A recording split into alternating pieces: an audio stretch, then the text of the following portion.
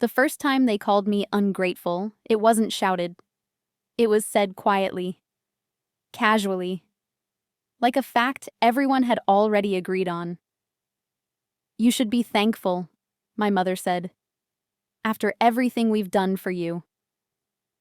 I remember standing there, holding my phone, wondering when gratitude became a debt I could never finish paying. Because I had spent my whole life trying. Growing up, I was the easy one. The child who didn't ask for much. The one who learned early not to need help.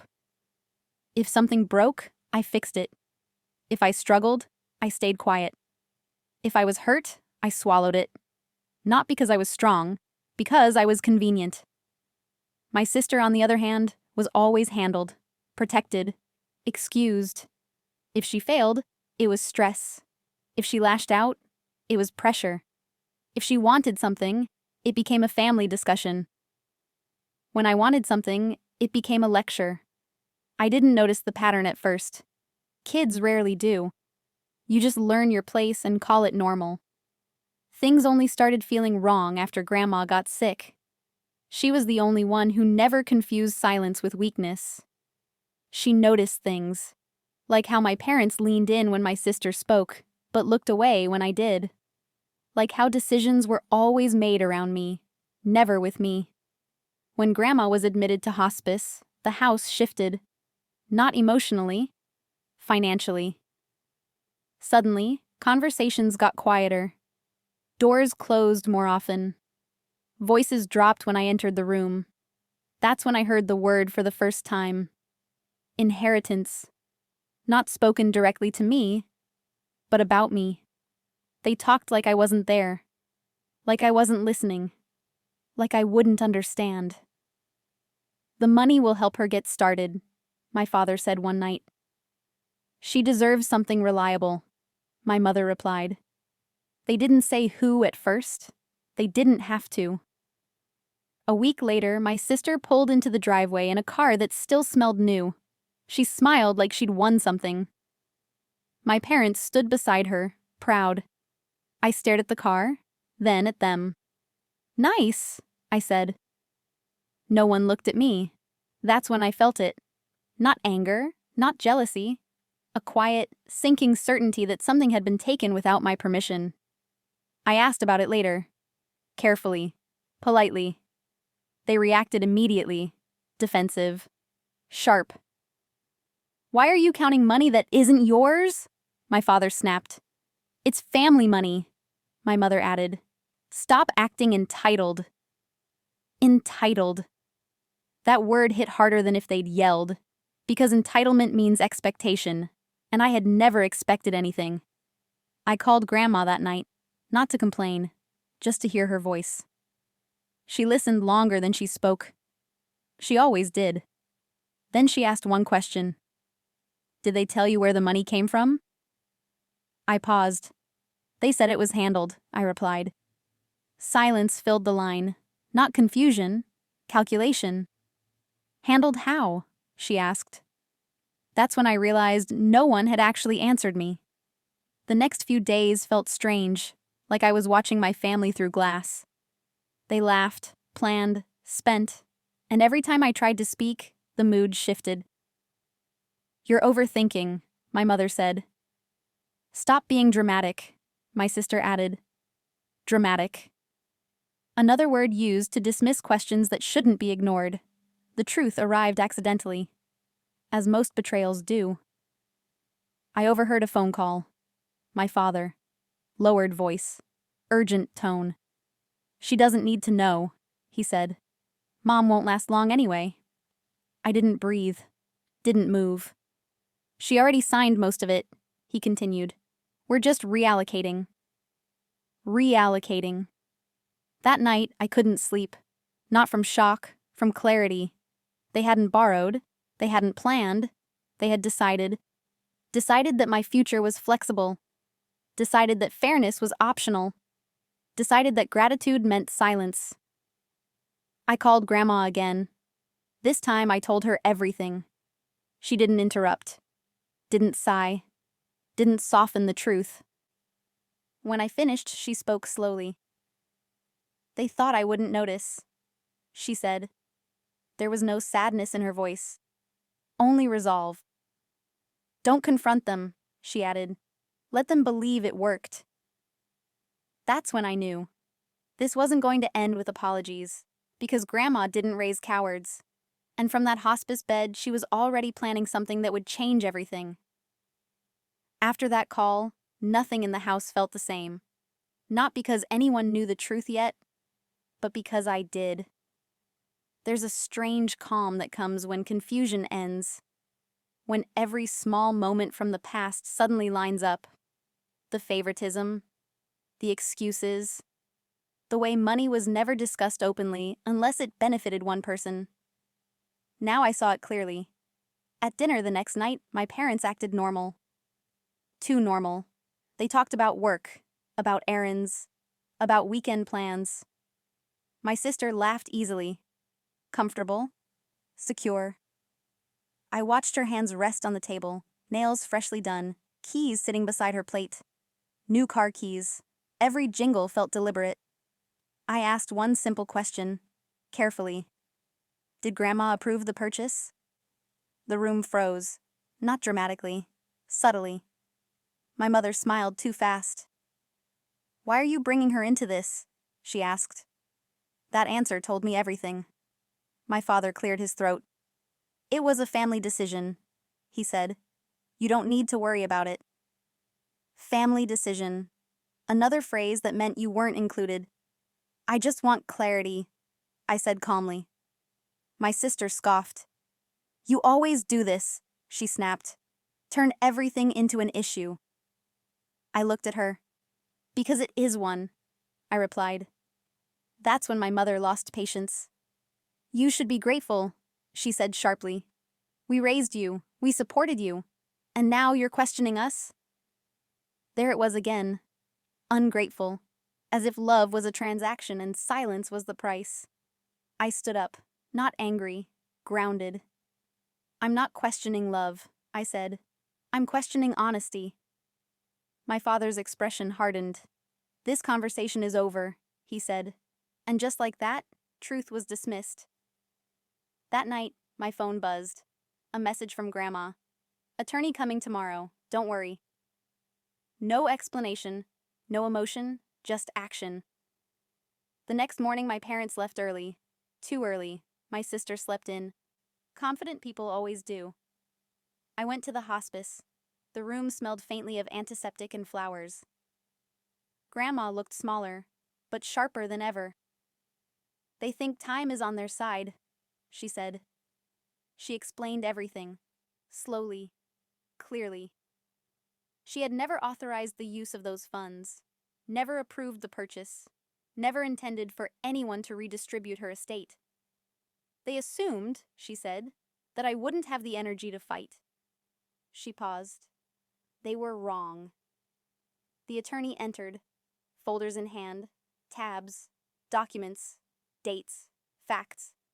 He explained the legal definition: misappropriation, breach of fiduciary duty, unauthorized use of designated assets, words that turned family arguments into legal consequences. I felt something tighten in my chest. Not fear, relief.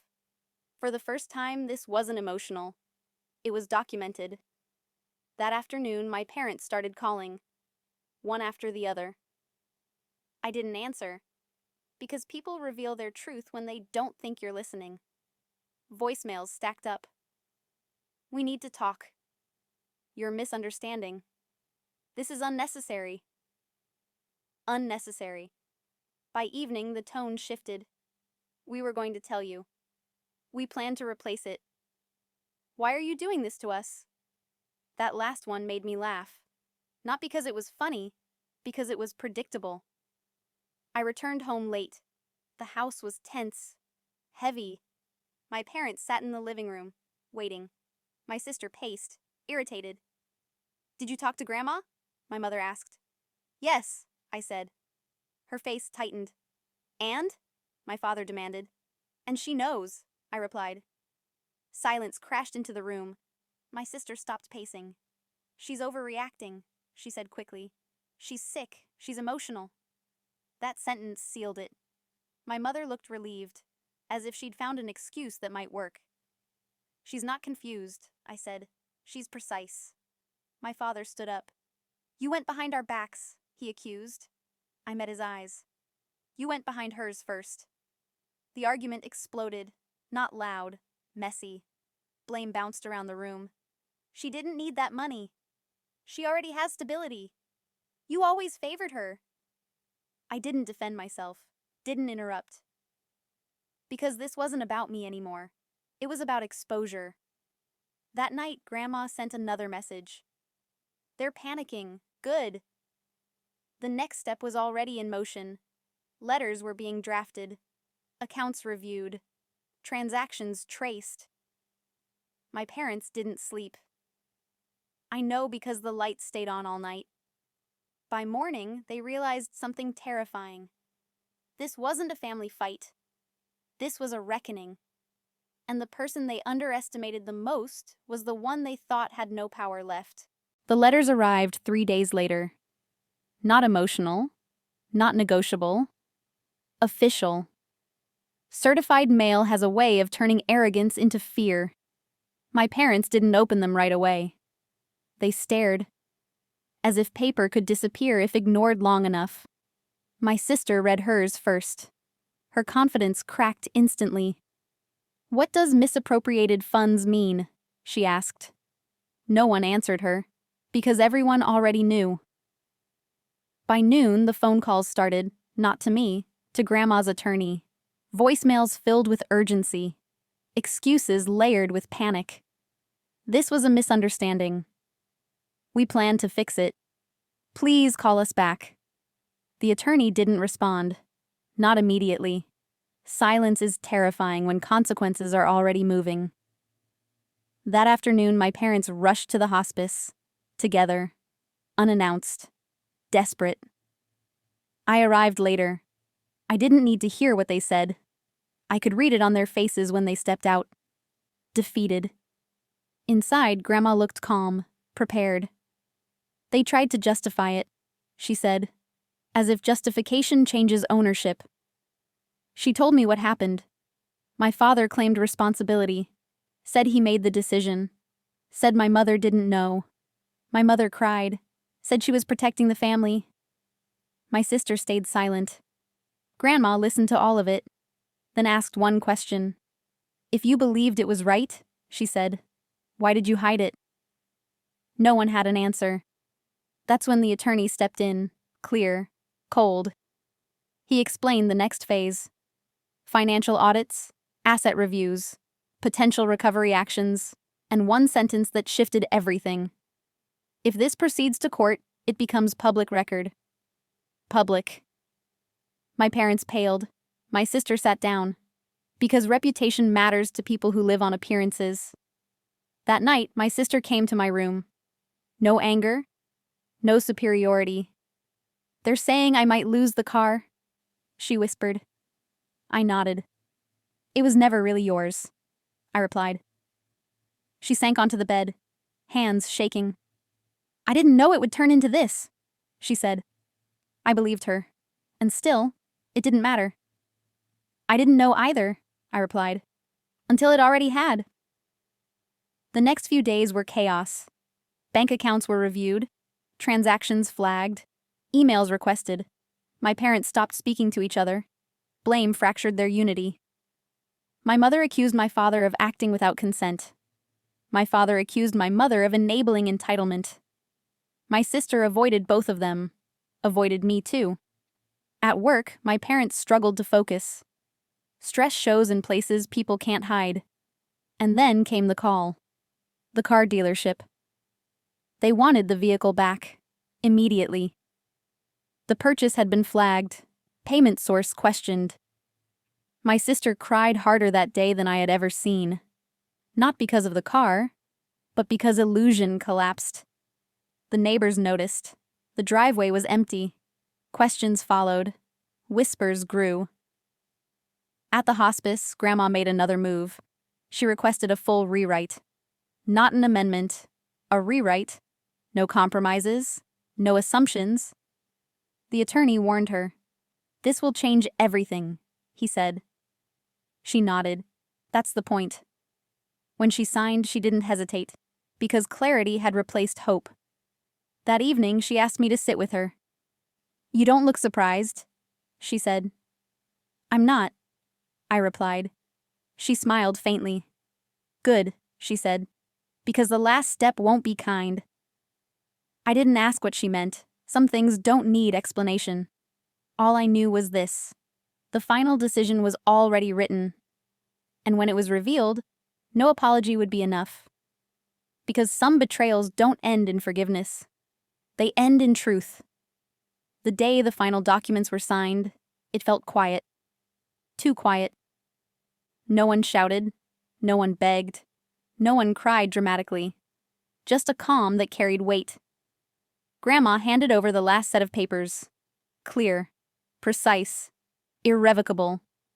The inheritance was officially secured. The car was reclaimed. Any misused funds were returned. Future access for my parents was revoked. Not punishment. Justice. My sister sat across the table. No tears, no excuses, no bravado. Just the weight of understanding. I didn't realize, she whispered. You didn't need to, I replied. Actions spoke loud enough. My parents didn't argue. They couldn't. Every justification had already been dismantled. Every excuse catalogued and countered. Grandma's attorney read the letter aloud. It was short, simple, unforgiving. I raised you with love, but love does not excuse betrayal. You were given everything, yet chose to misuse it. The room was silent. No one dared respond. No one could. Later, outside, my father tried to speak. I hope you understand, he said. We never meant for it to go this far. I shook my head. They never meant to stop, I said. That's why it went this far. My sister approached. I don't hate you, she said. I never thought fairness applied to me. It always does, I replied. Some lessons just take longer to learn.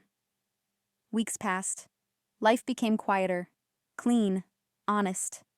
The family no longer called, stopped pretending, stopped trying to justify.